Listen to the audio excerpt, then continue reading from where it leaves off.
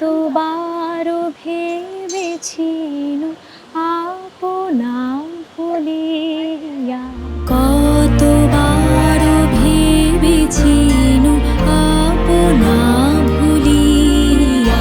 প্রথমেই তো রবীন্দ্রনাথ ঠাকুরের মুখটা ভেসে ওঠে এবং তার অজস্র গান, তার কবিতা, তার গল্প, এই সব কিছু ভেসে ওঠে। চরণে ধরিয়া তব কহিব প্রকাশে, গোপনে তোমারে সখা কত ভালোবাসি।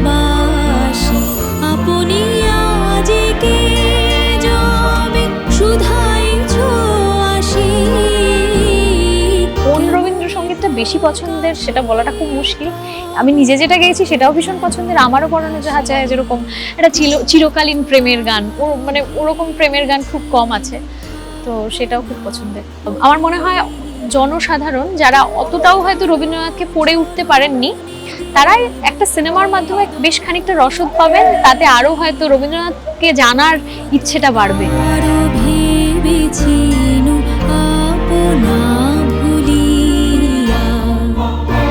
আমার মনে হয় রবীন্দ্রনাথ কেন এত মানুষ রবীন্দ্রনাথকে ভালোবাসেন বা শ্রদ্ধা করেন বা যাই বলি এইভাবে মনে রেখেছেন, ইন্ডিয়ান ক্লাসিক্যাল এবং ওয়েস্টার্ন ক্লাসিক্যাল এই দুটোকে উনি মিশিয়ে দিয়েছিলেন।